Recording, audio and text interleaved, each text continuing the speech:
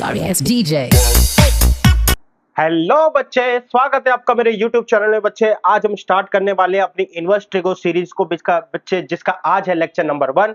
Lecture number 1 के अंदर हम डिस्कस करेंगे बेटा कि introduction of inverse trigo geometry inverse trigonometry होती क्या है बेटा। ग्राफ्स के ऊपर डिस्कशन करेंगे एंड साथ के साथ एक प्रिंसिपल रेंज के ऊपर भी डिस्कशन स्टार्ट होगा।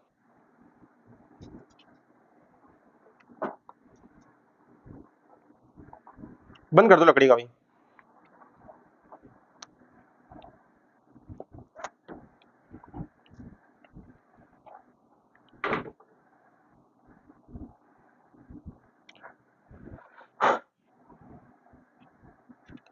हेलो बच्चे, स्वागत है आपका मेरे YouTube चैनल में। बच्चे आज हम स्टार्ट करने वाले हैं अपनी इनवर्स ट्रिगो सीरीज को, जिसका आज है बेटा लेक्चर नंबर 1। आज हम बेटा अपने पहले लेक्चर के अंदर देखेंगे बेटा इनवर्स ट्रिग्नोमेट्री के मीनिंग के बारे में। बेटा आज हम इंट्रोड्यूस करेंगे इनवर्स ट्रिग्नोमेट्री हमारी क्या होती है। दूसरे नंबर हम पढ़ेंगे ग्राफ्स। बेटा इनवर्स ट्रिग्नोमेट्री के ग्राफ्स जो होते हैं वो सारे पढ़ेंगे। थर्ड पे पढ़ेंगे हम बेटा प्रिंसिपल रेंज के बारे में कि इनवर्स ट्रिग्नोमेट्री की प्रिंसिपल रेंज क्या होती है। तो ये 3 टॉपिक होंगे बेटा आज जो हमारे डिस्कशन होगा। कहने का मतलब है आज बहुत ज्यादा एक बेसिक डिस्कशन होगी बच्चे। इस बेसिक डिस्कशन के अंदर पूरा हम निचोड़ देंगे कि आखिरकार ये इनवर्स ट्रिग्नोमेट्री होती क्या है, क्यों जरूरत पड़ती है, कहां से आती है, ये सारी बातें हम तो चलते हैं बेटा। सबसे पहले जानते हैं कि what is the inverse function, कि ये इनवर्स फंक्शन होते क्या है। इसके ऊपर बेटा मैंने 3 डेफिनेशन लिखी है। आइए डेफिनेशन को देखते हैं। The inverse function return the original value for which a function gave an output. यानी कि इनवर्स फंक्शन वो होते हैं जो हमें क्या करते हैं बच्चे, हमें एक तरीके से बेटा ओरिजिनल आउटपुट पे वापस भेज देते हैं। दूसरी डेफिनेशन बोलती है in mathematics an inverse is a function that serve to undo the operation of a function fx that is the original function।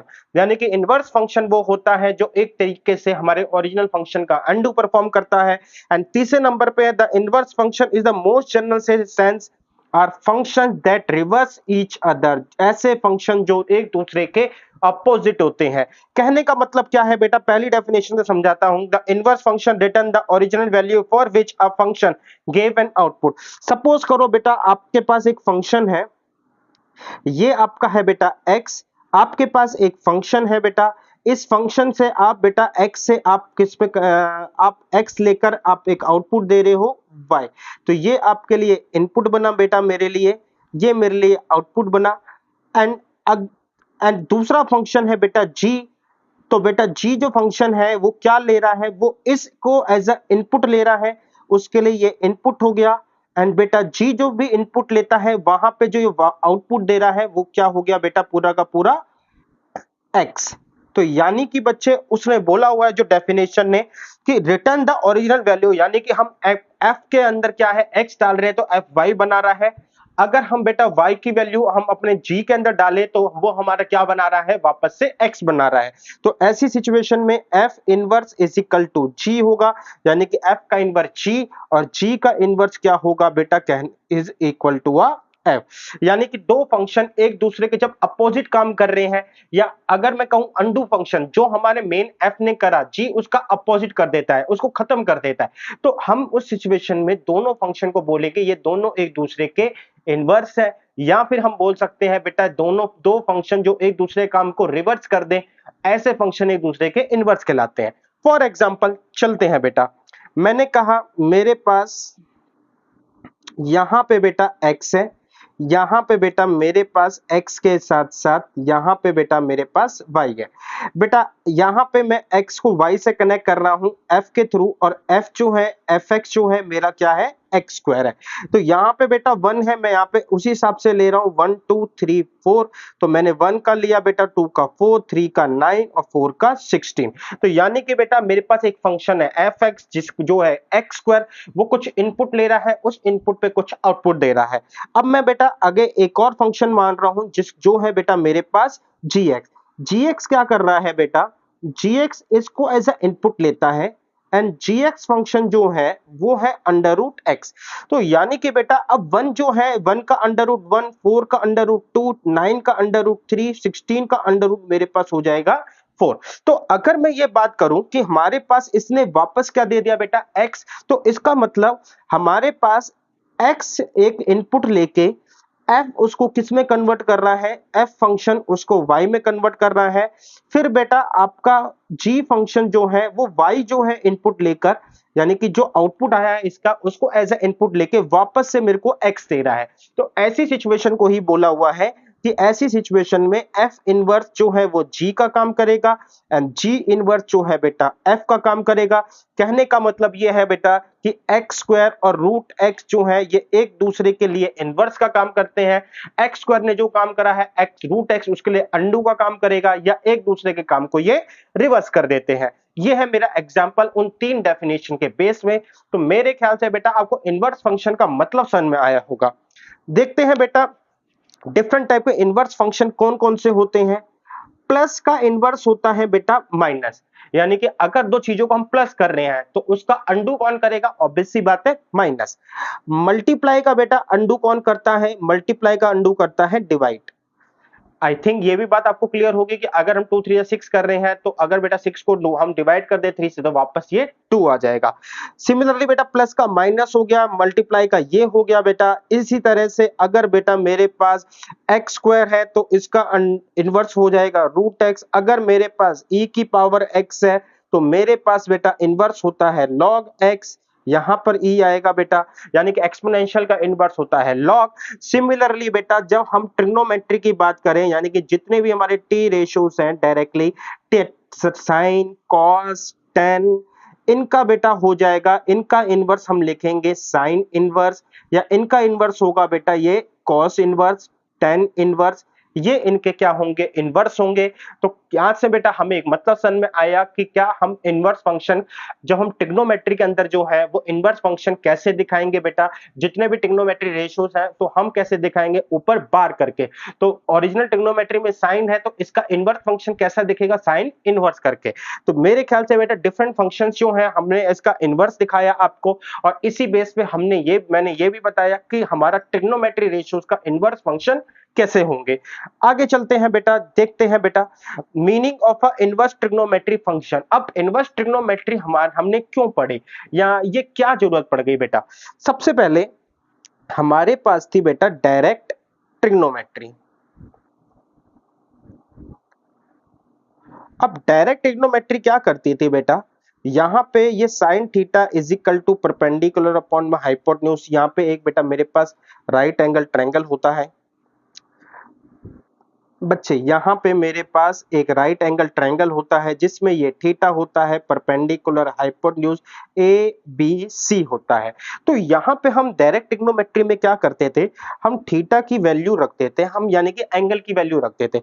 मैं कहता था कि सपोज करो थीटा मेरा 30 डिग्री है, तो ऐसी सिचुएशन में परपेंडिकुलर और हाइपोटेन्यूज का एक रिलेशन आ जाता था। वो क्या होता था, P अपॉन में एच, यानी कि परपेंडिकुलर जितना भी होगा तो हाइपोटेन्यूज क्या होगा, उसका डबल होगा। ये रिलेशन हमें है डायरेक्ट ट्रिग्नोमेट्री देती थी। यानी कि डायरेक्ट ट्रिग्नोमेट्री ये कहती थी हमें एक साइड या एंगल पता हो तो हम जो है डिफरेंट साइड्स का रिलेशन दे सकते हैं। जैसा इस केस में हुआ है कि परपेंडिकुलर और हाइपोटेन्यूज का मैंने एक रिलेशन दे दिया। अब इनवर्स ट्रिगो क्या करती है, इनवर्स ट्रिगो इसका अपोजिट काम करेगी। इनवर्स ट्रिगो क्या करेगी बेटा, आपका इनवर्स ट्रिगो कहेगी कि अगर आपके पास साइड्स है और एंगल की जरूरत पड़ गई है, इस बार बेटा मैं यहाँ पे थीटा लिख रहा हूं, यहाँ पे ए बी सी, यहाँ पे 7, यहाँ पे 6, सपोज कर रहा हूं बेटा मैं यहाँ पे 8 लिख रहा हूं। तो ये कहता है, यहाँ पे बेटा मैंने थीटा लिखा बच्चे, तो ये कहती है इनवर्स ट्रिगो कि अगर आपके पास साइड है 6 अपॉन में 7 तो आपको ये एक एंगल देगी। एंगल मैंने सॉरी थीटा लिया था, तो ये हमारे को क्या देगी बेटा, ये एंगल देगी।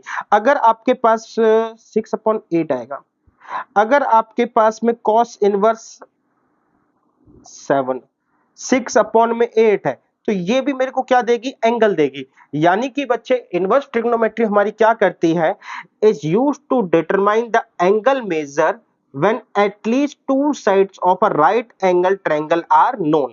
डायरेक्ट ट्रिको क्या करती थी, जब हमें एंगल देते थे तो हम साइड्स बताते थे। इनवर्स ट्रिको क्या करती है, जब आप साइड्स दे दो तो ये एंगल बताने का काम करती है। आई थिंक बेटा आपको मीनिंग समझ में आ गया कि ये क्या काम करती है।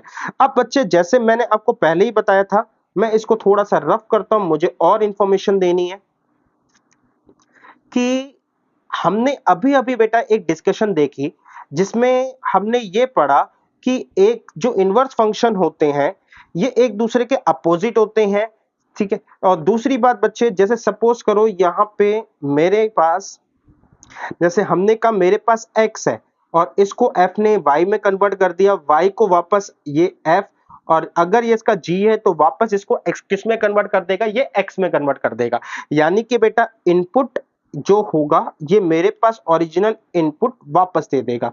तो इसी तरीके से जब हम लिखते हैं बेटा साइन थीटा, तो यानी कि हम जो इनपुट देते हैं बच्चे वो एक एंगल होता है, और जो रिजल्ट निकल के आएगा बेटा ये पूरा का पूरा एक रिजल्ट है, ये रिजल्ट होती है एक वैल्यू। तो यहां पे डायरेक्ट ट्रिको क्या करती है, ये एंगल एज अ इनपुट लेती है, एंड जो रिजल्ट है एक वैल्यू जो वो क्या देती है एज अ आउटपुट। तो इनवर्स ट्रिको क्या करती है बेटा, अगर मैं लिख रहा हूं साइन इनवर्स एक्स, तो यहां पे ये मेरे लिए इनपुट हो गया, और इनपुट में यहां पर क्या होगा बेटा, वैल्यू। तो इनपुट में यहां पे क्या होगा, वैल्यू, और जो रिजल्ट मिलेगा मेरे को यहां से लेके यहां तक जो ये रिजल्ट है बेटा, ये रिजल्ट मेरे को मिलेगा एक एंगल के अंदर। तो इसका मतलब है बेटा हमारे पास कि अगर मेरे पास डायरेक्ट ट्रिको है तो यहां पे ये एंगल लेती है, रिजल्ट मेरे को देगी वैल्यू में, जिसकी शॉर्ट फॉर्म है v। अगर बच्चे मैं यहां पे इनवर्स ट्रिको लेता हूं तो ये लेगी वैल्यू और रिजल्ट देगी मुझे एंगल, यानी कि a। तो आई थिंक आपको ये बात क्लियर हुई बच्चे कि क्या हमारी वैल्यूज होती है, कैसे ये लेती है। यानी कि हमारे पास साइन, अगर हम डायरेक्ट ट्रिको की बात करें तो वो एंगल लेके हमारे पास वैल्यू जनरेट करती है, इनवर्स ट्रिको बेटा वैल्यू लेके एंगल जनरेट करती है। ये दोनों में डिफरेंस है, दोनों का बेटा काम जो है इनपुट अलग अलग है। हमने ओरिजिनली एंगल इनपुट डाला था, दोनों फंक्शन को परफॉर्म करके वापस से हमारा एंगल ही निकलेगा। तो इनवर्स ट्रिग्नोमेट्री का ये मीनिंग है। आगे चलते हैं बेटा, देखते हैं फंक्शन डेफिनेशन। अब फंक्शन की डेफिनेशन बहुत जरूरी है इसको पढ़ने के लिए। फंक्शन बेटा किसी भी चीज, कोई भी अगर फंक्शन है, इसका इनवर्स ये तभी एग्जिस्ट होगा, इसका इनवर्स तभी एग्जिस्ट होगा बेटा जब function one one and onto दोनों। अब बच्चे function one one and onto का मतलब क्या है, हालांकि ये डिस्कशन तो बेटा बहुत ज्यादा हमारे फंक्शन चैप्टर के अंदर होती है, लेकिन फिर भी मैं एक आइडिया दे देता हूं। वन वन का मतलब है जब हम x का अगर हम जो भी x डाल रहे हैं उस पर एक आउटपुट होना चाहिए, एक यूनिक आउटपुट होना चाहिए। जैसे मतलब बेटा सपोज कर लो मैंने लिखा 1 2 3 4 ए बी सी डी। बच्चे 1 डालने पर सपोज कर लो बी आता है, 2 डालने पर सी आता है, 3 डालने पर ए आता है, 4 डालने पर मेरा डी आता है। यानी कि बेटा डिफरेंट चीजें डालने पर अगर मेरे पास यहाँ पे क्या है, एक यूनिक आंसर आता है, तो इसे बोलते हैं हम वन वन। अब बच्चे यहाँ पे ये वन वन है, मैं आपको दिखाता हूं कुछ एक और एग्जाम्पल जहां पे ये वन वन नहीं है। यहाँ पे 5 ए बी सी डी ई। तो बच्चे यहाँ पे 1 डालने पे सपोज कर लो आंसर बी आता है, 2 डालने पर ए आता है, 3 डालने पर भी आंसर बी आता है, 4 डालने पर आंसर डी आता है, 5 डालने पर आंसर ई आता है। तो इसका मतलब है बेटा यहाँ पे 1 डालने पर अगर मैं 1 डालता हूं बेटा, अगर मैं अपने फंक्शन के अंदर कोई भी मेरा फंक्शन लेट कर लेते हैं, यहाँ पे f होगा, तो 1 डालने पर b आ रहा है और फंक्शन के अंदर 3 डालने पर भी b आ रहा है। तो यानी कि बच्चे ये फंक्शन अब 1 1 नहीं है। यानी कि बच्चे हमारे पास हर एक यूनिक एलिमेंट डालने पर, यूनिक x का एक वैल्यू डालने पर मेरे पास एक यूनिक इमेज नहीं मिल रही, यानी कि एक यूनिक आंसर नहीं मिल पा रहा। हर एलिमेंट का एक यूनिक आंसर होना चाहिए, 1 1 हमारा ये कहता है। यानी कि बच्चे अगर मेरे पास 1 जो है 1 पर बी आ गया है तो किसी और पर बी नहीं आना चाहिए, 1 का एक यूनिक आंसर हमारा क्या होगा, बी होगा। ऑन टू का मतलब ये होता है जितने भी वाई सेट्स के एलिमेंट है बेटा, ये जितने भी वाई सेट्स के एलिमेंट है, ये सारे के सारे कनेक्ट होने चाहिए हमारे पास, किससे बेटा, यहां से। यानी कि बच्चे ये कह रहा है हर किसी के पास एक प्री इमेज होनी चाहिए। ये जितने भी बेटा y के एलिमेंट या x के बोलो, तो जितने भी y के एलिमेंट है वो कहते हैं कि हम किसी न किसी तरीके से x से कनेक्ट होने चाहिए। यानी कि कहने का मतलब x का मतलब जितना भी हमारे पास x है वो सारा का सारा y कवर करे। ये है बेटा mainly fun one and onto की डेफिनेशन। अब आगे बढ़ते हैं बच्चे, मैं इसको करता हूं रफ।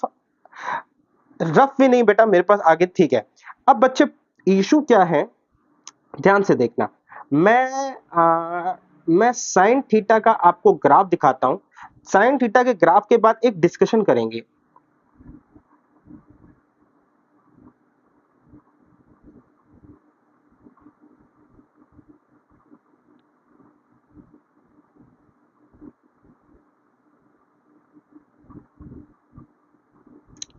बच्चे ये मेरा साइन थीटा का ग्राफ बन रहा है। थोड़ा सा 1 सेकंड के लिए बेटा टाइम लगेगा।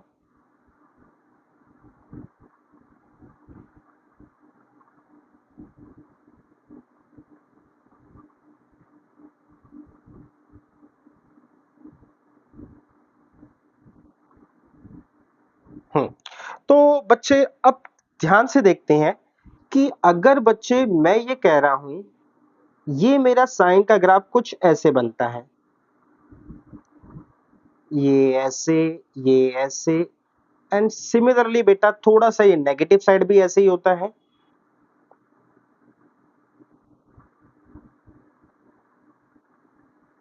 हम्म तो अगर मैं यहां पे बोलूं बच्चे, ये है मेरे पास 0, ये है मेरे पास 90, सॉरी 90 मैं यहां दिखाता हूं 90, ये है बेटा मेरे पास 180, ये है 270, ये है बेटा 360 एंड 450। 90 यहां से हटाते हैं बच्चे, 90 का रोल यहाँ पे नहीं है। एंड वैल्यू है बेटा, मैक्सिमम वैल्यू आपकी बन जाती है, मिनिमम वैल्यू आपकी माइनस बन जाती है। ये बेटा एक साइन थीटा का ग्राफ है। अगर मैं इसमें एक चीज शो करूं, सपोज करूं बेटा कि मेरे यहाँ पे 1/2 वैल्यू होती है। अब मैं वर्टिकल लाइन टेस्ट लेता हूं तो 1/2 वैल्यू शो है। वो अगर आप देखो तो बेटा 1/2 यहां पर भी पड़ती है, यहां पर भी पड़ रही है, यहां पर भी, यहां पर भी, यहां पर भी बेटा 1/2 वैल्यू आ रही है, यहां पर भी वैल्यू 1/2 आ रही है। यानी कि बच्चे हमारे पास अगर साइन थीटा की वैल्यू 1/2 की बात करूं तो ये 30 डिग्री पर भी आती है बच्चे आपकी, 30 के बाद 150 डिग्री पर आती है, 330 डिग्री पर भी आती है। बच्चे नेगेटिव साइड बात करूं तो नेगेटिव साइड में बच्चे आपका 180 के बाद 210 डिग्री पर भी आती है ये वैल्यू। तो अगर मैं वन वन की बात करूं, वन वन तो यही कहता था कि हम जो है, अगर मेरे पास F X is equal to sine X है बेटा, तो एफ एक्स साइन एक्स है, तो इसका मतलब ये है बच्चे कि मैं इसके अंदर जो भी एक्स डालूंगा, यहाँ पे जो भी एक्स आएगा मेरा एक आंसर आना चाहिए। यानी कि अगर मैं 30 डिग्री डाल रहा हूं तो मेरे पास वैल्यू जो है 1/2 आ गई। अब ये वैल्यू 1/2 कहीं और नहीं आनी चाहिए, ये है मतलब 1/1 का। लेकिन मैं ये देख रहा हूं कि 1/2 वैल्यू जो है 150 डिग्री पर भी आ रही है, 330 डिग्री पर भी आ रही है, 210 नेगेटिव पर भी आ रही है। यानी कि बच्चे बहुत जगह ये वैल्यू 1/2 आ रही है। इसका मतलब है कि साइन एक्स का जो ग्राफ है, ये sine x as a function, ये 1/1 नहीं है। ऑन टू हो सकता है, 1/1 तो नहीं है बेटा। यहां से ये क्लियर हो गया कि ये 1/1 नहीं है। ऑन टू हो सकता है। ऑन टू की बात होती है जब हमारे आंसर के ऊपर होता है। तो आंसर जो है वो हमारा साइन का, हमने जैसे हमने दिखा दिया है बच्चे, साइन का आंसर -1 से 1 के बीच में रहता है। तो -1 से 1 जो है साइन को मतलब कह सकते हो कोई ना कोई एंगल ऐसा जरूर है बेटा जो -1 से 1 के बीच में कोई ना कोई रिजल्ट जरूर देगा। इन शॉर्ट बेटा -1 से 1 के बीच में कोई सारी वैल्यूज के लिए कोई ना कोई एंगल जरूर है, डेफिनेटली है। 1/1 तो मैंने ऑन टू के लिए मेरी चिंता नहीं है, मेरी जो चिंता है वो 1/1 के लिए है। अगर फंक्शन 1/1 नहीं होगा तो उसका इनवर्स कैसे एग्जिस्ट हो जाएगा। यानी कि बच्चे अगर हम ये बात करें कि फंक्शन हमारे पास इनवर्स ही एग्जिस्ट नहीं हो रहा, तो इतनी लंबी डिस्कशन जो अभी तक कर रहे थे वो कैसे हो पाएगी। तो इसका सॉल्यूशन ये है बेटा कि फंक्शन 1 1 नहीं है, ये बात क्लियर है। बहुत जगह पर बेटा बहुत सारी मतलब 1/2 बहुत जगह पर आता है। अब इससे निपटने के लिए ये जरूरी है कि फंक्शन को 1 1 बनाया जाए, और फंक्शन को 1 1 बनाने के लिए बेटा मैं कहता हूं, मैं अपनी जो जो हमारी x है, जो इतना बड़ा x है बेटा माइनस इंफिनिटी से नेगेटिव इंफिनिटी, उसको मैं रेस्ट्रिक्ट कर देता हूं। रेस्ट्रिक्ट कैसे करता हूं? मैं यहां पे -90 से बेटा +90 के बीच मैं अपने डोमेन को ही रेस्ट्रिक्ट कर देता हूं। यानी कि बच्चे मैं वैल्यू जो लूंगा ना, मैं वैल्यू इन दोनों के बीच में ही लूंगा। मैं जो वैल्यू लूंगा बच्चे, मैं वैल्यू -90 से +90 के बीच लूंगा। तो इसका मतलब ये है बेटा कि मुझे बाकी किसी से कोई मतलब नहीं है। अब अब की बार मेरा जो ग्राफ है ना बेटा, ना ये मेरा लेफ्ट हैंड साइड वाला रहा, ना मेरा ये राइट हैंड साइड वाला रहा। तो ये यानी कि मेरे लिए अब जो है ग्राफ सिर्फ और सिर्फ ये रह गया है बच्चे। राइट हैंड साइड वाला भी मेरे लिए ग्राफ नहीं रहा, तो राइट हैंड साइड वाला भी मैं रफ कर देता हूं।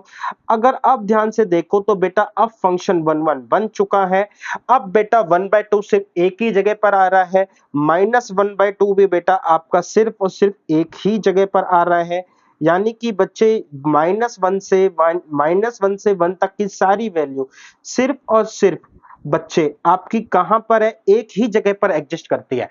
नेगेटिव वाली -90 डिग्री तक और पॉजिटिव वाली 0 से 90 डिग्री तक। तो यानी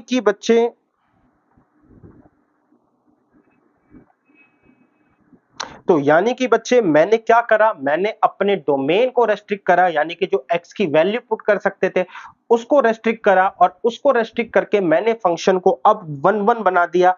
अब साइन का फंक्शन 1 1 भी है, ऑन टू भी है बेटा, -1 से लेके 1 तक सारे मेरे पास एंगल हैं। यानी कि बच्चे मैं ये कह सकता हूं, अब यहाँ पे +90 से लेके -90 तक के जितनी भी एंगल्स आएंगे, वो सारे के सारे बेटा 1 एंड -1 के थ्रू कनेक्ट होंगे।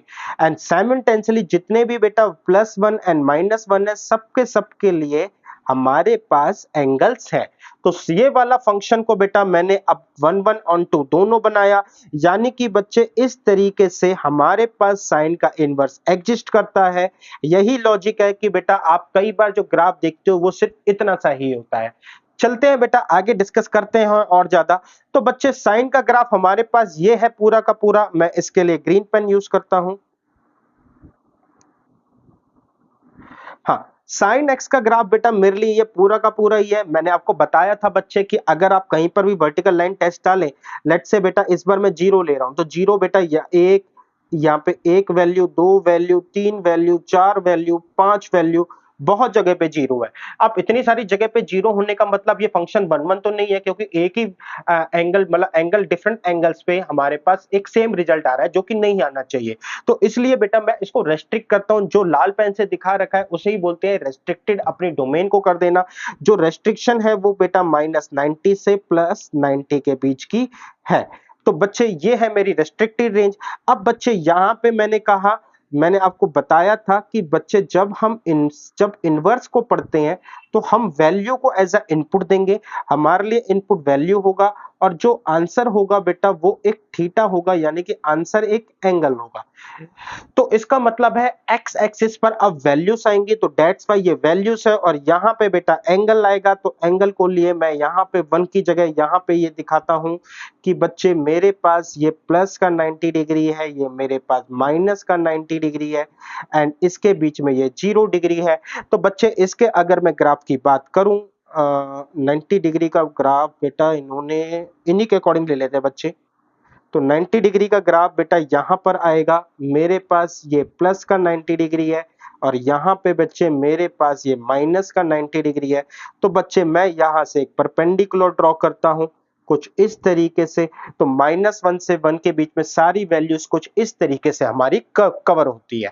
इन शॉर्ट बेटा जो मेरा ये ग्राफ बच गया है, अगर मैं इसको टर्न कर दूं, अगर मैं इसको ऐसे ऐसे टर्न कर दूं बच्चे, यानी कि ये 1 जो है और 1 और -1 बेटा इसको मैं एक्स एक्सिस बना दूं, ये मेरा 1 एंड ये मेरा -1, और जो एंगल है उसे मैं वाई एक्सिस बना दूं, यानी कि 90 से -90। तो आपका लगभग जो ग्राफ है वो कुछ ऐसा ही नजर आएगा जैसा इस पिक्चर में नजर आ रहा है बेटा आपका। जैसा इस पिक्चर में आपका नजर आ रहा है। चलते हैं बेटा, सेम प्रॉब्लम बेटा कॉस के साथ भी है। अब कॉस के साथ क्या है बच्चे कि यहां पर भी बेटा वैल्यूज जो है, अगर मैं सिंपल 1 की बात करूं, 1 बेटा मेरी बहुत बहुत जगह पर है, यहां पर भी 1 है, यहां पर भी 1 है, इतनी सारी जगह पे 1 है, तो मेरा बच्चे 1 1 तो नहीं बन रहा, इसलिए मेरे को इसके डोमेन को रेस्ट्रिक्ट करना पड़ेगा। रेस्ट्रिक्शन जो है बेटा मैं कुछ इस तरीके से डालता हूं कि मेरी प्लस और माइनस वैल्यू एक साथ कवर हो जाए। तो इस बार जो है मेरा 0 टू लेके 180 डिग्री का ये मेरा रेस्ट्रिक्शन रहा, 0 से लेके 180 डिग्री तक। तो कॉस की बेटा यहाँ पे ये 0 है, यहाँ पे बच्चे ये मेरा 180 डिग्री होगा, तकरीबन तकरीबन यहाँ पे ये 180 डिग्री है। इस 1 2 को फिलहाल के लिए इग्नोर करो, क्योंकि इन्होंने रेडियन फॉर्म से दिखा रखा है। तो यानी कि बच्चे पॉजिटिव के लिए यहाँ पर ये बेटा 90 डिग्री, पॉजिटिव के लिए मेरे पास 0 से 90 डिग्री, नेगेटिव के लिए मेरे पास बेटा 90 डिग्री से 180 डिग्री। सारी की सारी वैल्यूज जो है अब रेस्ट्रिक्टेड होने की वजह से 1 से लेके -1 तक आ रही है, और 1 से लेके -1 तक के लिए सबके पास बेटा कोई ना कोई एक एंगल जरूर है। तो फंक्शन 1 1 एंड ऑन 2 बनाया। सिमिलरली बेटा 10 के अंदर भी बच्चे बहुत सारी जगह पर बहुत सारी कॉमन वैल्यूज आ रही है। लेट्स से बच्चे मैं यहाँ पे आपको एक ग्रीन पेन फिर से लेता हूं और यहाँ पे दिखाता हूं कि यहाँ पे 1.5 वैल्यू जो है 10 की कितनी जगह आ सकती है। ये मैंने 1.5 मार्क करा, ये मैंने 1 करा, ये मैंने 2 करा बेटा, ये मैंने 3 करा, ये मैंने 4 करा, यानी कि बतेरी जगह पे 10 की जो है वैल्यू 1.5 आ सकती है। अगेन बेटा इसी प्रॉब्लम से निपटने के लिए मैंने इसको रेस्ट्रिक्ट करा।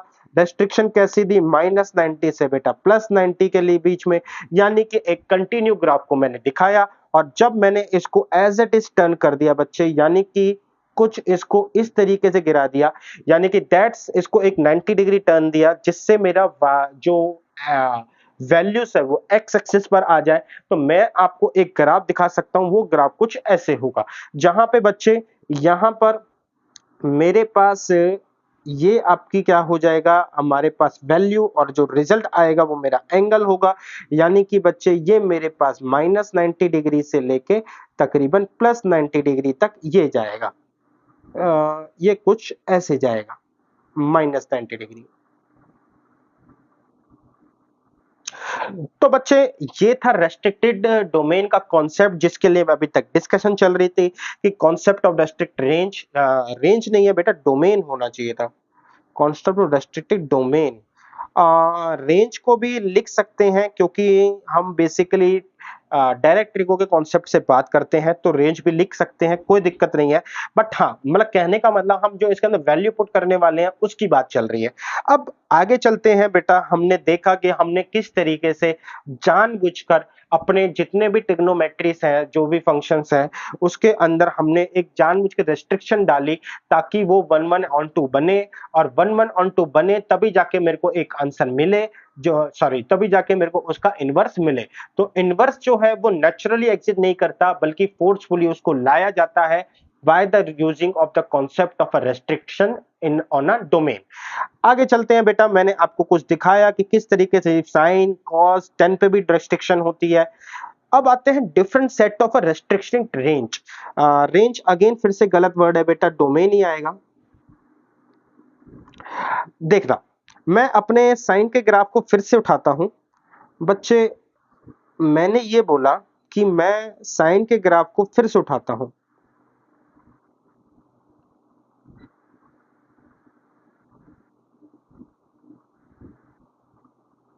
अभी के लिए बेटा प्लस के अंदर ही डिस्कशन करते हैं, क्योंकि ऑलरेडी हमारी डिस्कशन काफी ज्यादा इस पे हो रखी है।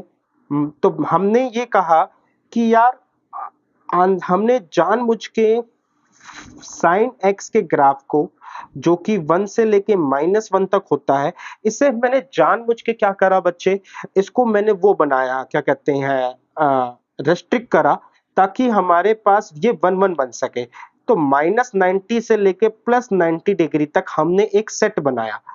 अब बच्चे ये तो मैंने बनाया, ये मैंने पीछे भी दिखा दिया था, लेकिन बच्चे इस बार मैं कलर दूसरा यूज करता हूं, मैं इसको ग्रीन से यूज करता हूं। बेटा -90 से +90 ही क्यों, हमारे पास बेटा प्लस से लेके माइनस तक की वैल्यू ये 270 में भी कवर कर रहा है, तो ये भी तो हो सकता है बेटा। 90 से 270 भी तो हो सकता है। मैंने बेटा पहला सेट दिया था -90 से +90, लेकिन बच्चे कि हमारे पास ये रेस्ट्रिक्ट डोमेन का रेस्ट्रिक्शन लगाते हैं। मैंने कहा ये वाली रेस्ट्रिक्शन क्यों लगा रहे हैं? 90 से लेके 270 तक की भी तो रेस्ट्रिक्शन लगा सकते हैं। और अगर यही बात है बेटा, तो इसके अंदर मैं ये भी तो रेस्ट्रिक्शन लगा सकता हूं इसके अंदर।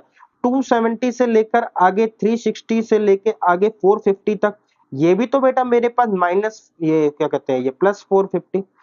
तो बच्चे 3π/2 से लेके 5π/2 तक, ये भी तो बेटा मेरे पास एक रेस्ट्रिक्टेड डोमेन हो सकती है।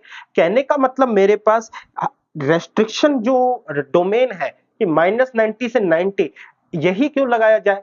90 से 270 भी तो रेस्ट्रिक्शन जो भी डोमेन हो सकती है, रेस्ट्रिक्टेड जो हम बात कर रहे हैं, या फिर बेटा हमारे पास 270 से 450, ये भी तो रेस्ट्रिक्शन रेंज हो, ये डोमेन हो सकती है, जिसमें हम x की वैल्यू को लिमिटेड कर सकते हैं। हमने हमारे पास ऐसा कोई स्पेसिफिक नहीं है। हमारे पास ये भी बेटा हो सकता है, ये भी हो सकता है, ये भी हो सकता है, इसके आगे वाला भी हो सकता है। That's why we called a different set of a restricted domain, यानी कि हमारे पास डोमेन की रेस्ट्रिक्शन के लिए डिफरेंट डिफरेंट सेट हो सकते हैं। अगर मैं उन सेट को सबको मिला दूं तो हमारे पास साइन इनवर्स एक्स का ग्राफ आ जाएगा।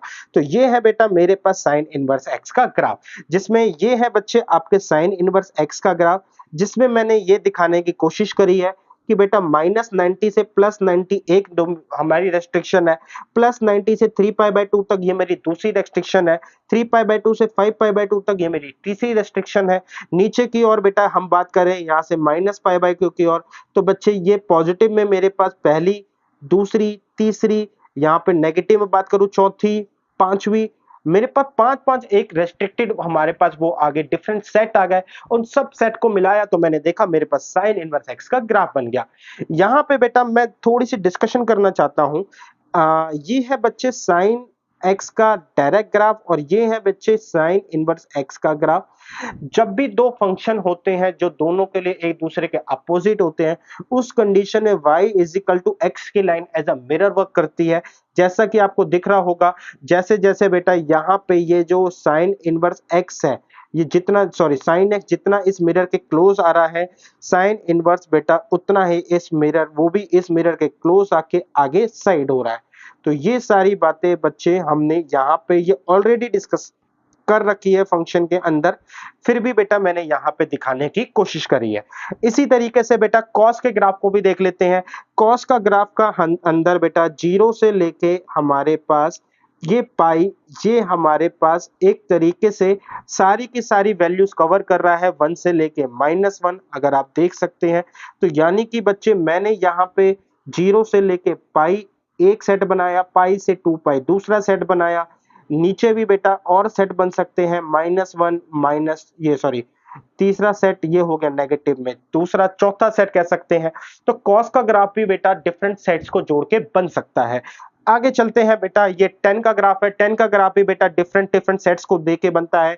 ये इसका एक सेट है, ये इसका दूसरा सेट है, यहां से बेटा आगे इसका तीसरा सेट जाएगा, ये इसका चौथा सेट आएगा। नेगेटिव में बात करें तो पहला आएगा। 10 के बाद बात करें बेटा कॉट के अंदर, तो कॉट के अंदर भी बेटा हमारे पास सेम सिनेरियो है, 1 2 3, ये मेरा 1 हो गया, ये 2 हो गया, ये नेगेटिव में बेटा हो गया तो 3 नाम दे दिया। डिफरेंट डिफरेंट सेट्स की बात हो रही है। सिमिलरली बेटा सेक के अंदर भी अगर आप देख सकते हैं तो ये मेरे पास एक सेट हो गया, ये मेरे पास दूसरा सेट, ये मेरे पास तीसरा सेट। हालांकि इसका सेट ऐसे नहीं है बेटा, ये सिर्फ वैल्यू दिखाने का काम कर रहा है। इसका सेट जो है वो ऐसे है बेटा, इसका सेट जो है ये ऐसे है, ये एक सेट, ये एक सेट, ये दो सेट, ये तीसरा सेट, नेगेटिव पे मेरा पहला सेट। सिमिलरली बेटा सेक के बाद कॉसेक के अंदर भी है, कॉसेक के अंदर भी बेटा ये मेरे पास एक सेट हो गया, यहाँ पे क्या कहते हैं कोसेक के अंदर भी बेटा -90 से +90 के बीच में एक सेट, फिर 3π/2 के बीच में दूसरा सेट, एंड नेगेटिव के अंदर अगर लगाएंगे तो ये मेरा तीसरा सेट। अब ये सारे सेट की डिस्कशन इसलिए चल रही थी कि हमको है ना बेटा कई बार बुक्स में है ना ये ग्राफ नहीं होता इतना सा, जो हमारे पास छोटा ऑलरेडी होता है, जो मैंने आपको ऑलरेडी बनाया था। हमारे पास जो एनसीईआरटी बुक्स होती है उस पे आप खास तौर पर देखोगे ये कंप्लीट ग्राफ बने होते हैं ऐसे।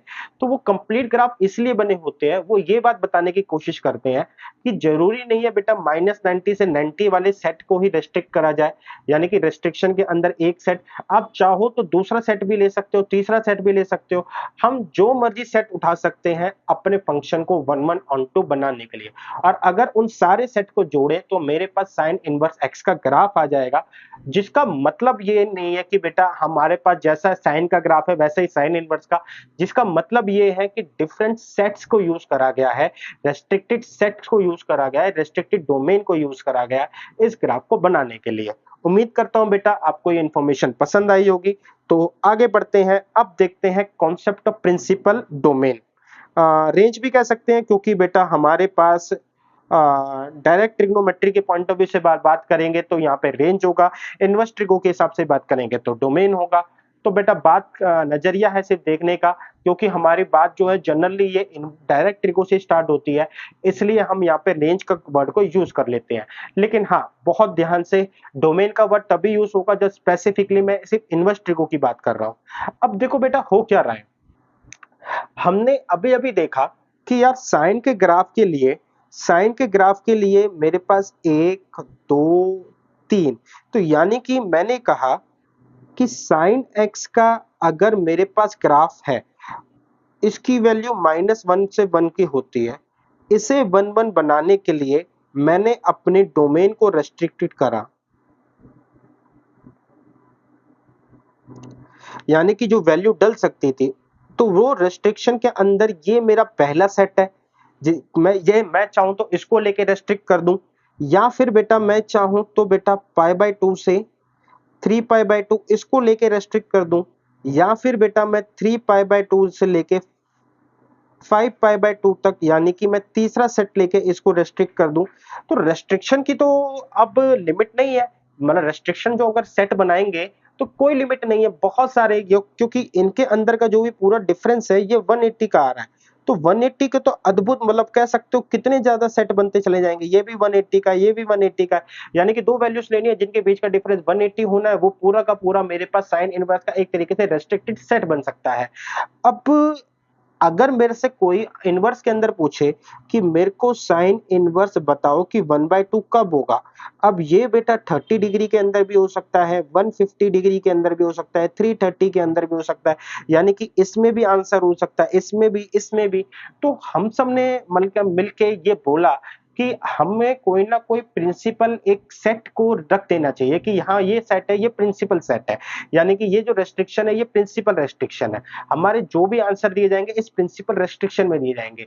तो सिमिलरली अब इनवर्स ट्रिगो क्या कर रहा है, डायरेक्ट ट्रिगो क्या करती है बेटा, हमारे पास साइन थीटा है, वो क्या लेता है, ये एंगल लेता है, तो मुझे क्या मिलती है, वैल्यू मिलता है।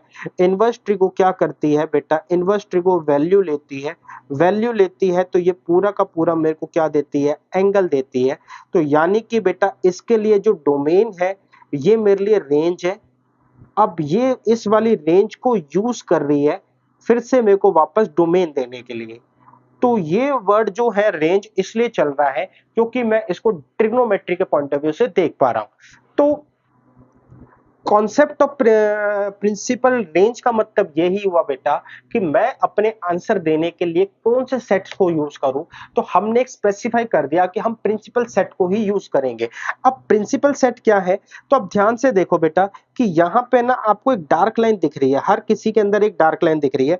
मैं डार्क लाइन को कोशिश करता हूँ एक तरीके से पर्पल लाइन से दिखाता हूँ बेटा। तो मैं वैसे पर्पल भी इस पे जच नहीं रहा कलर। तो यहाँ देखो बेटा आपके हर किसी के अंदर एक डार्क लाइन है, यहाँ पे डार्क लाइन है बेटा। अगर मैं यहाँ पर दिखाऊं आपको थोड़ा सा रफ करके, रफ की जरूरत नहीं है, यहीं पे हो जाएगा। ये भी बेटा आपकी एक डार्क लाइन शो हो रही है, ये वाली पूरी की पूरी एक डार्क लाइन शो हो रही है, ठीक है। सिमिलरली बेटा इसके बाद कॉस के बाद टेन के अंदर भी दिखाऊं तो ये पूरी की पूरी एक डार्क लाइन शो हो रही है बेटा।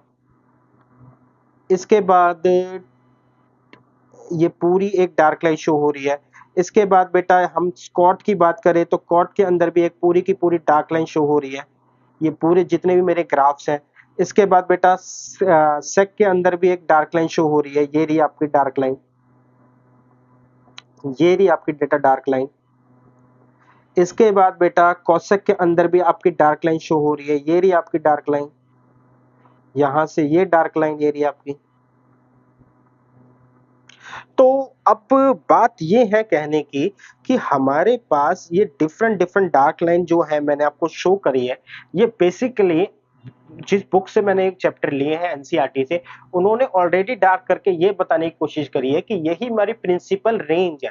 हमारे पास सेट्स बहुत सारे हो सकते हैं, लेकिन जब हम आंसर देने की बात आएगी, हम इसी प्रिंसिपल सेट के अंदर से ही आंसर देंगे। तो मेरे लिए साइन क्या बना बेटा, -90 से +90, -90 से +90 हमारे लिए ये रेंज बनी बेटा साइन के अंदर। आगे बात करते हैं कॉस के अंदर, तो ये है बेटा मेरे पास 0, ये है मेरे पास पाई, तो साइन कॉस के अंदर बना 0 से पाई। आगे बात करते हैं टेन के अंदर, तो ये है बेटा मेरे पास -π/2, ये है π/2, तो -π/2 से लेके π/2 तक ये बना बेटा। इसके बाद बच्चे हमारे पास ये है बेटा 0, ये है बेटा मेरे पास पाई, तो कॉट की बात करें तो 0 से लेके पाई बना मेरे पास। आगे बात करते हैं बेटा सेक की बात करें, तो सेक की बात करें तो मेरे पास बच्चे आपके पास आया 0 से लेके पाई। सेक के बाद बेटा कॉसेक की बात करें तो -90 से लेके +90। These are the principal range जिसके अंदर हम अपने आंसर को हमेशा देने की कोशिश करेंगे, और इसी को बेटा प्रिंसिपल रेंज को जो है आप अपनी बुक के अंदर पढ़ते हो।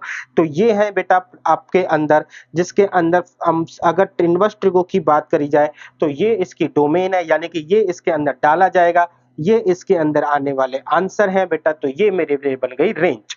तो अब क्या है बेटा, अब इनवर्स ट्रिगो के अंदर वैल्यू डाली जाएगी और आंसर जो है बेटा अब रेंज जो आएगी, प्रिंसिपल रेंज क्या आएगा, ये मैं ऑलरेडी अभी अभी आपके साथ डिस्कस करके आ चुका हूं बच्चे। अब प्रॉब्लम जो है इनके साथ लगने वाले सिंबल्स के ऊपर है कि किस तरीके से ये ओपनिंग एंड क्लोजिंग सिंबल्स लगे हुए हैं। इसका आंसर बहुत इजीली मेरे पास मिल जाएगा डायरेक्ट ट्रिगो में। tan जो होता है बेटा आपका साइन अपॉन कॉस होता है, यानी कि बच्चे अगर मेरे पास कॉस 0 हो गया तो ये फंक्शन नॉट डिफाइंड है, यानी कि कोई वैल्यू नहीं देगा। अब कॉस जो है 0 कहां-कहां पर होता है, कॉस जो 0 होता है, tan की जो जर्नी मैंने ली है वो -90 से 90 के बीच ली है। कॉस बेटा 90 पर ही 0 होता है, इसलिए बेटा +90 या -90 दोनों वैल्यूज को मेरे को एक्सक्लूड करना पड़ेगा, क्योंकि वहां पर वैल्यू है नहीं, नॉट डिफाइन आ रहा है। यही वैल्यू बेटा नॉट डिफाइन इसी वजह से आ रही है। आगे चलते हैं, कॉट भी बेटा अब सिंपल सेम बेटा, कॉट जो है अपॉन में साइन को लेता है, साइन जो है 0 और पाई पे नेगेटिव होता है, इसलिए बेटा जो मैंने रेंज की बात करी उसमें से 0 और पाई दोनों को हम एक्सक्लूड करेंगे। सिमिलरली सेक के अंदर एंड कोसेक के अंदर हम -90 को एक्सक्लूड करते हैं, सॉरी 90 को, और यहाँ पे बेटा हम 0 को एक्सक्लूड करते हैं, क्योंकि कॉस जो 0 होता है वो 0 पर बनेगा, एंड सेक जो होता है वो अपॉन में बेटा कॉस जाएगा, तो कॉस जो 0 होता है वो 90 पर बनता है, इसलिए हम यहाँ पे 90 को एक्सक्लूड करके चलते हैं। बाकी सारी डिस्कशन ऑलरेडी मैं ट्रिग्नोमेट्री के अंदर कर चुका था कि किस तरीके से हम एंगल रखने पर हमारे क्या क्या डोमेन्स सॉरी रेंज आते हैं, यहाँ पर बेटा डोमेन रखने पर क्या क्या मेरी रेंज आएंगी। प्रिंसिपल रेंज का बेटा कॉन्सेप्ट यहाँ पे खत्म होता है। आई थिंक बच्चे आपको ये पूरा क्लियर हुआ होगा कि हम प्रिंसिपल रेंज को क्यों यूज करते हैं। अब बात करते हैं concept of a composite function. अब ये कंपोजिट फंक्शन क्या होता है बेटा, कंपोजिट का मतलब होता है फंक्शंस को जोड़ना, not in the sense of plus करना, एक फंक्शन के अंदर दूसरा फंक्शन पुट करना। फॉर एग्जाम्पल एक fx है मेरे पास x² एंड gx है बेटा मेरे पास सपोज कर लो x+1। तो बच्चे अगर मैं कहूं कि मैं ना फंक्शंस को जोड़ना चाहता हूं, यानी कि एक फंक्शन के अंदर दूसरा फंक्शन डालना चाहता हूं, पहले मेरे पास x आया एंड फिर मैं उसके अंदर gx डालना चाहता हूं, यानी कि x+1। तो ऐसी सिचुएशन में ये मेरे पास f है, ये मेरे पास g है, तो इसको बोलते हैं g ऑफ fx, ठीक है ना। यानी कि g के अंदर f डाला तो ये बन गया बेटा x स्क्वायर प्लस 1। सिमिलरली बेटा अगर मैं बात करूं, एक फंक्शन है मेरे पास sin x, दूसरा है बेटा gx जो है मेरे पास x स्क्वायर है। अगर मैं g के अंदर f डालूं तो मेरे पास आ जाएगा साइन x का होल स्क्वायर। तो इस तरीके से हम जो कॉन्सेप्ट यूज करते हैं इसे बोलते हैं कंपोजिट। एक फंक्शन के अंदर दूसरा फंक्शन डाल के फंक्शन की एक चेन बना देना। अब बच्चे जोड़ने का मतलब तो हमने क्लियर कर दिया। अब जोड़ने में मैं आपको एक चीज दिखाता हूं कि सपोज कर लो दो फंक्शन जो है एक दूसरे के अपोजिट है। तो देखो क्या होता है, g के अंदर मैं अगर fx डालता हूं यानी कि बेटा रूट के अंदर x स्क्वायर डालता हूं तो क्या होगा, इसके ये कटेगा, मेरे पास एक सिंपल वैल्यू मिल जाएगी x, यानी कि दोनों फंक्शन एक दूसरे से कट गए। या f के अंदर g डालता हूं बेटा, f है मेरा x स्क्वायर तो इसके अंदर ये है रूट x और इसका हो गया ये स्क्वायर, इससे ये कटेगा तो यानी कि ये क्या हो गया x। तो हमने ये डिस्कस ऑलरेडी करा था कि f और g दोनों एक दूसरे का अपोजिट काम कर रहे हैं, ये एक दूसरे के इनवर्स है। तो जब कभी भी कंपोजिट फंक्शन हम लेते हैं यानी कि ऐसा फंक्शन बनाए जिसमें एक फंक्शन डायरेक्ट हो दूसरा इनका इनवर्स हो, तो ये दोनों फंक्शन आपस में कट जाते हैं और मुझे सीधा जो वैल्यू देते हैं वो x देते हैं। इसका मतलब ये है बेटा ये सारी डिस्कशन कि अगर साइन इनवर्स के अंदर अगर मैं साइन डालूं या मैं बेटा किसी भी डायरेक्ट ट्रिगो के अंदर या किसी भी बेटा डायरेक्ट ट्रिगो के अंदर मैं इनवर्स ट्रिगो डालूं तो मेरे पास आंसर जो है बेटा ये डायरेक्टली कट जाएगा और x बचेगा, यहां पर भी ये डायरेक्टली कट जाएगा और ये x बचेगा। What is the meaning of कटना? कटने का मतलब है कि बेटा जो हमारे पास इंपैक्ट है वो नलिफाई हो जाएंगे, ये है कहने का मतलब। तो वैल्यू मेरे पास सीधा सीधा x बचती है। चलते हैं बेटा आगे डिस्कशन के ऊपर। यहां तक की डिस्कशन ये पूरी की पूरी एक बेसिक डिस्कशन थी, बहुत ही प्रोफिशिएंसी लेवल पे बेटा ये डिस्कशन थी। आप किसी भी एग्जाम की तैयारी कर रहे हो तो आप काफी ज्यादा डेप्थ में लगे डिस्कशन करी थी। अब बेटा हमारे क्वेश्चंस की बारी है। क्वेश्चंस फिलहाल के लिए बेटा बहुत आसान है। कहता है टेन इनवर्स जो है 1/√3 है। अब 1/√3 जो होता है, टेन जो होता है बेटा 1/√3 30 डिग्री पर होता है। अब बच्चे टेन जो 1/√3 है, मैं अगर आपको बताऊं तो ये 1/√3 बेटा यहाँ पर भी होता है, 1/√3 यहाँ पर, यानी कि हर क्वाड्रेंट में बेटा मेरे को जो 10 है वो 1/√3 मिल जाएगा। कहीं दो में ये पॉजिटिव मिलेगा, यहाँ पर ये पॉजिटिव होगा, यहाँ पर भी ये पॉजिटिव, यहाँ पर ये नेगेटिव होगा। तो कहने का मतलब है कि प्लस के अंदर ये दो जगह पॉजिटिव होता है, नेगेटिव के अंदर भी घुमाएंगे तो भी हमारे पास पॉजिटिव नेगेटिव बनता जाएगा। जिस सारी डिस्कशन का एक ही रीजन है कि हम जो है कौन सी वैल्यू ले। तो इसके लिए आंसर है प्रिंसिपल रेंज। 10 के लिए बेटा प्रिंसिपल रेंज बनिया -90 से +90, यानी कि नेगेटिव वैल्यू के लिए माइनस, पॉजिटिव वैल्यू के लिए प्लस। तो चलते हैं बेटा, हमने कहा 10 30 होता है तो 10 इनवर्स 10 30 डिग्री, 10 से 10 कट गया बेटा 30 डिग्री। अब 30 डिग्री को देखा जाए तो हम लिखते हैं π/6 एंड π/6 इज बिलोंग टू -π/2 से लेके +π/2। उम्मीद करता हूं बेटा आपको ये क्लियर हुआ होगा कि मेरा प्रिंसिपल रेंज के अंदर ही आंसर आ रहा है। नहीं आ रहा तो मेरे को कन्वर्ट करना पड़ता है। अब जैसे है बेटा ये वाली सिचुएशन, यहाँ पे नेगेटिव आ रहा है तो 10 सबसे पहले नेगेटिव होता है सेकंड में। तो सबसे पहले ये वैल्यू 10 30 डिग्री पर होती है 1/√3। नेगेटिव करने के लिए बेटा मैं यहाँ पे इसको 180 डिग्री माइनस में 30 डिग्री करूंगा। तो 180 डिग्री माइनस 30 डिग्री करा जाए तो मैं ये देखता हूं कि मेरे पास 10 150 डिग्री आ जाएगा। अब बाहर 10 इनवर्स और 10 150 डिग्री, अगर मैं इन दोनों को ऑफसेट करूं तो मेरे पास बचेगा 150 degree, but 150 degree does not belong to open में पाई -π/2 एंड π/2। तो अब इस इश्यू से निपटने के लिए हमने ये बात कही थी कि जब भी 10 नेगेटिव होता है तो उसके लिए नेगेटिव में जाएंगे। फिलहाल ये बेटा डिस्कशन का पार्ट नहीं है कि नेगेटिव में कैसे करेंगे। मुझे ये बस ये दिखाना था कि 150 डिग्री प्रिंसिपल रेंज में नहीं आ रहा तो 150 में आंसर नहीं दूंगा, नेगेटिव में नहीं बना सकता, सेकंड क्वाड्रेंट में भी ले जाके या फिर फोर्थ क्वाड्रेंट में ले जाके। तो फिलहाल के लिए अभी मैं इसका आंसर नहीं दे सकता। आगे चलते हैं बेटा, tan इनवर्स cos 90। cos 90 जो होता है बेटा मेरे पास 0 होता है। अब tan इनवर्स की वैल्यू बेटा 0 कब होती है, तो देखते हैं tan इनवर्स की वैल्यू जब sin 0 होता है, यानी कि 0 पर tan से tan कट गया, 0 डिग्री आया। क्या 0 डिग्री बेटा -π/2 से +π/2 के बीच बिलोंग करती है? तो हाँ बेटा, ये वैल्यू बिलोंग करती है।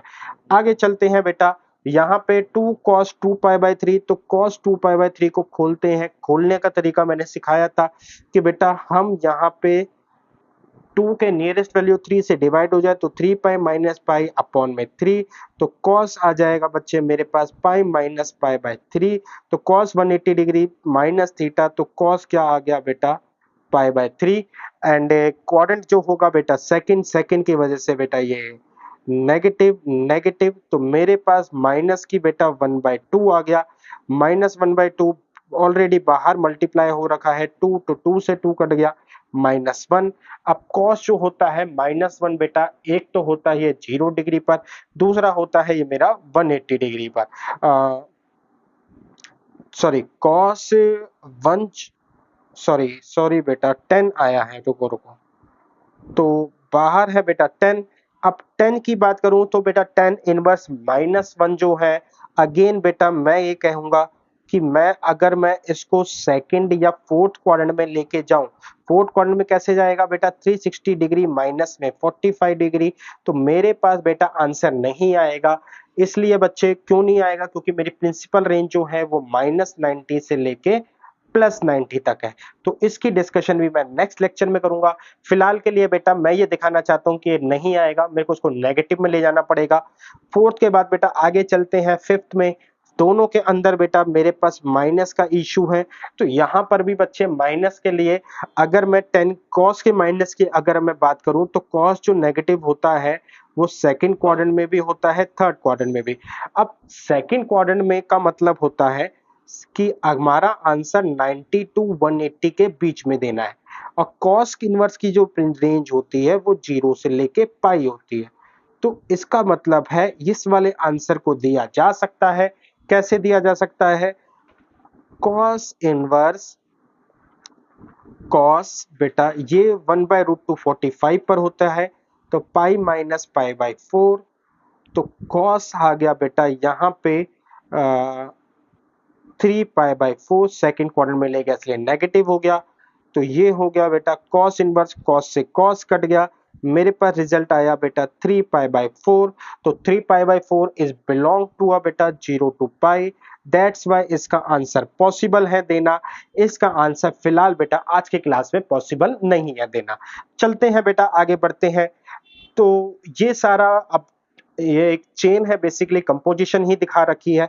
सबसे पहले cos इनवर्स 3/2, बेटा cos के अंदर अगर मैं अब बात करूं तो cos के अंदर इनवर्स में 3/2 डाला है। cos जो 3/2 है वो हमें देता है 30 डिग्री पर, यानी कि बच्चे 4 इंटू में π/30 डिग्री π/6, क्योंकि मैंने आपको बताया था बच्चे कि जब भी cos इनवर्स अंदर वैल्यू होती है तो ये पूरा का पूरा मेरे को रिजल्ट जो देगा वो एक एंगल का देगा। तो 4 इंटू में π/6, तो इसको करेंगे बेटा 2π/3, तो साइन की वैल्यू 2π/3 आ गई है। अब साइन 2π/3 को सॉल्व करते हैं, बाहर 2 ऑलरेडी लगा हुआ है और ऐसे करली ब्रैकेट से बंद है, तो साइन जो हो जाएगा वो हो जाएगा पाई माइनस π/3, बाहर बेटा लगा है 2, तो मेरे पास हो जाएगा साइन 180 डिग्री माइनस थीटा, तो यानी कि साइन π/3। क्वाड्रेंट बेटा सेकंड है तो पॉजिटिव रहेगा, बाहर 2 लगा है, तो 2 इंटू में √3/2, 2 से 2 कट जाएगा। tan इनवर्स की वैल्यू अब मेरे पास √3 आई।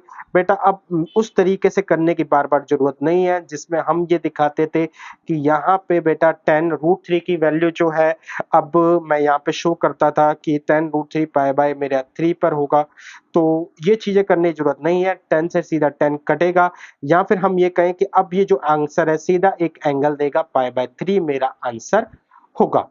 आगे चलते हैं बेटा, इस बार tan इनवर्स 1 सीधा हम लिखते हैं π/4। cos जो है बेटा अब इनवर्स में नेगेटिव है, यानी कि बेटा cos इनवर्स नेगेटिव वैल्यू दे रहा है, इसका मतलब जो एंगल है वो सेकंड क्वाड्रेंट में होगा।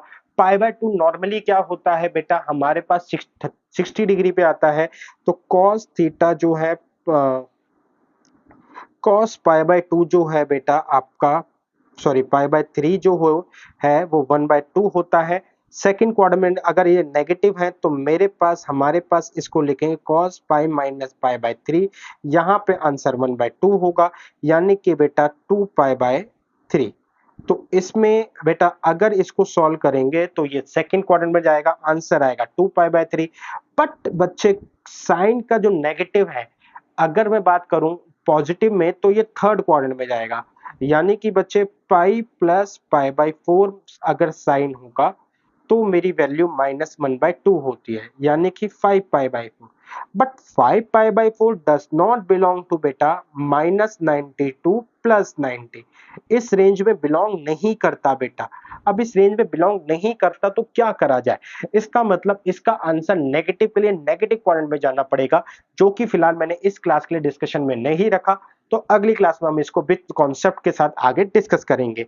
7th के बाद बेटा 8th है, यहाँ पर भी बच्चे साइन माइनस थीटा बेटा क्या होता है, माइनस साइन थीटा होता है, तो यानी कि -90 का मतलब होता है बच्चे कि -1 tan इनवर्स। अब tan इनवर्स -1 है, इसको बेटा अगर यहाँ पे आज की क्लास में एक क्वेश्चन अगर मैं करके दिखाऊं तो -45 डिग्री होगा, तो -45 में 10 से 10 कट जाएगा बेटा, -45 यानी कि -π/4। अब ये बेटा बिलोंग करता है π/2 से लेके -π/2 से लेके +π/2 में। तो अभी के लिए बेटा इतने ही क्वेश्चंस हैं, आगे के लिए क्वेश्चंस में अगर मैं देखूं तो यहाँ पर कंपोजिशन आ रही है, लेकिन अगेन बेटा वही कि एक नेगेटिव वाला पार्ट मेरे लिए अड़ रहा है, जिसको मैं अभी आज की क्लास में डिस्कस नहीं करना चाहता। ऑलरेडी चीजें बहुत ज्यादा लेंथी हो चुकी है, तो फिलहाल के लिए बेटा इस क्लास में इतना ही। बेटा प्लीज अपने कमेंट करके जरूर बताएं कि आपको मेरे लेक्चर कैसे